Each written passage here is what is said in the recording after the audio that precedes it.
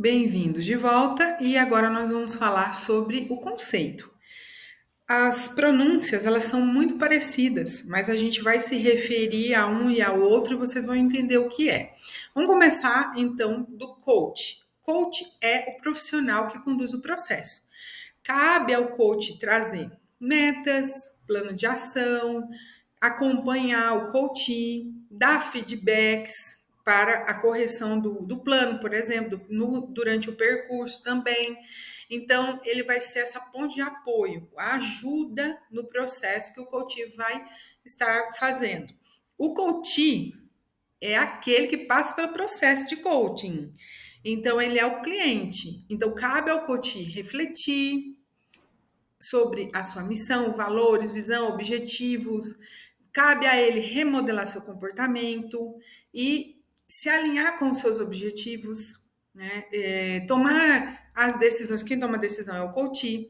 Quem tem as respostas é o coach. O coach, ele apenas instiga dentro da pessoa. E o coach, por exemplo, ele é o responsável pelo bom andamento do processo ou pela trava do mesmo. Então, uma dica que eu dou aí para vocês é, assim, a maioria dos clientes que eu tenho são bem-sucedidos no processo de coaching, tá? Mas eu tive dois casos até hoje, um no começo e um atual, em que eu precisei demitir o coach e finalizar o processo da pessoa porque ela mesma emperrou.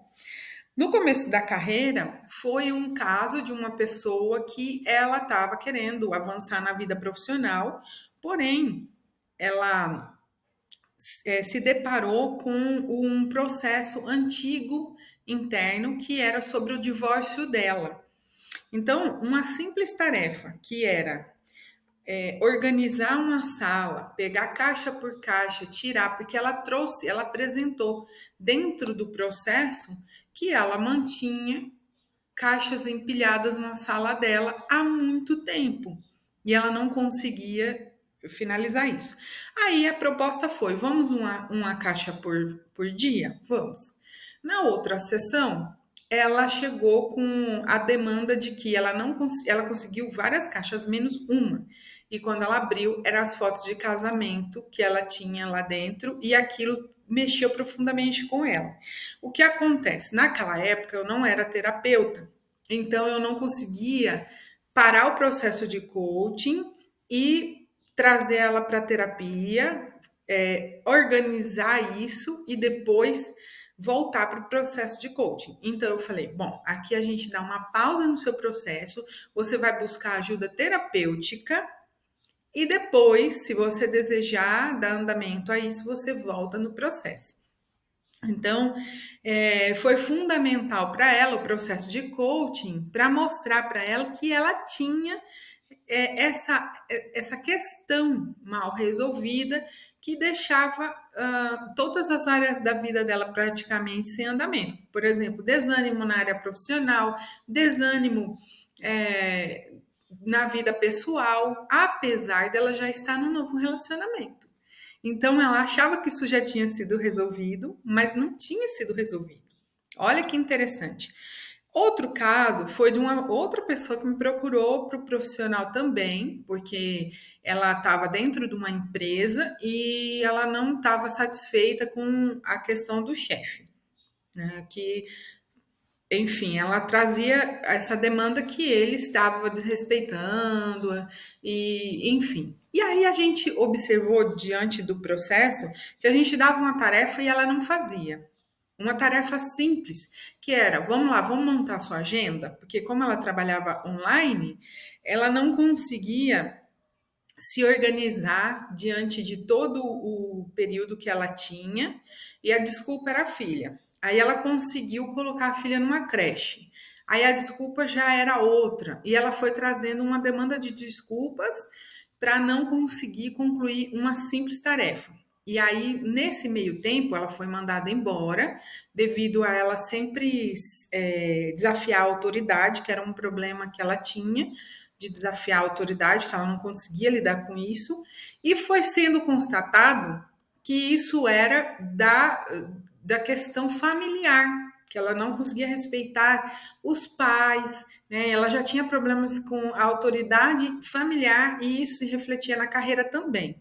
Então, foi aconselhado finalizar o processo para que ela pudesse cuidar dessa demanda primeira, para depois avançar à área profissional.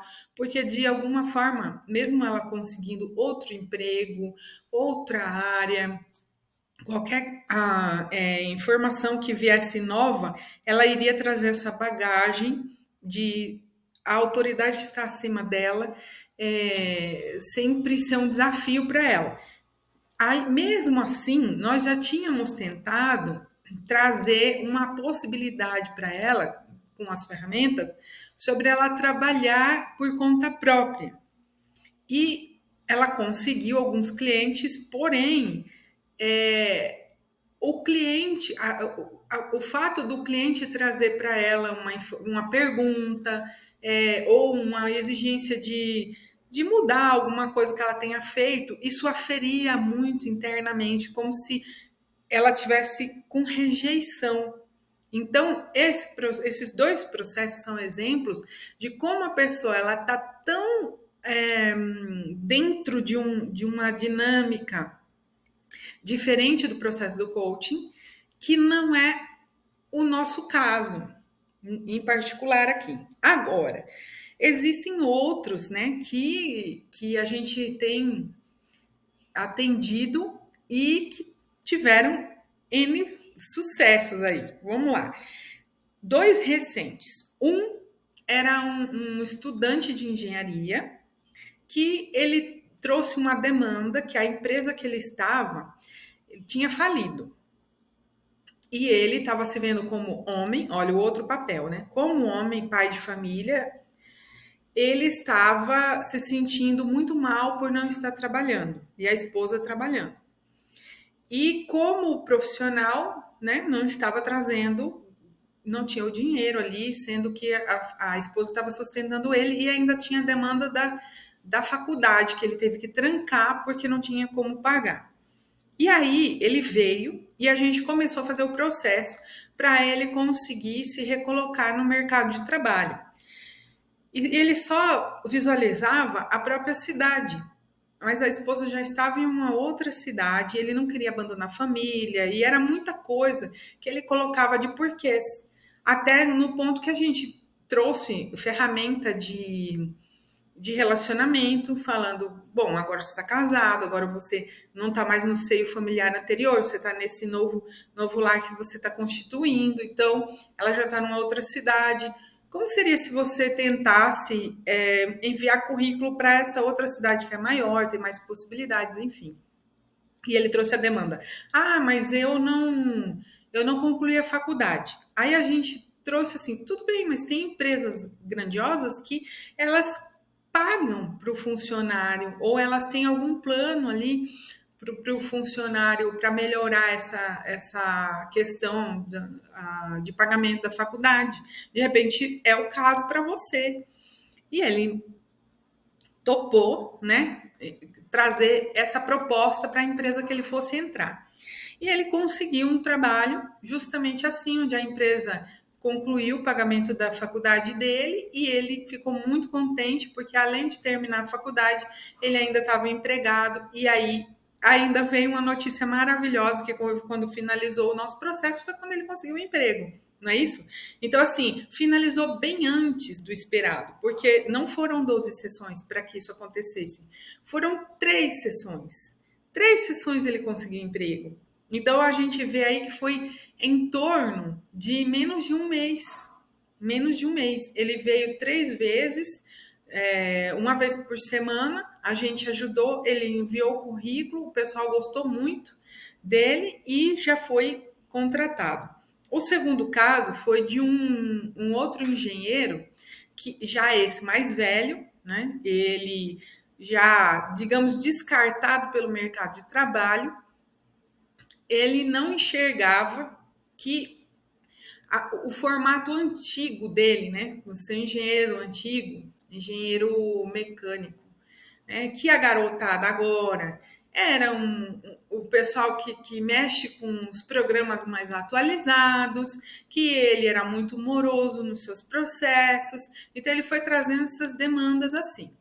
E aí a gente foi colocando ali que realmente ele poderia estar enviando currículos que tinha vagas. Aí ele foi fazendo entrevista, e mesmo assim sendo dispensado. Aí ele desistiu do processo por um tempo. Depois ele voltou e falou: Não, eu quero, eu quero. Acho que ele ficou uns 3 meses sem marcar sessões.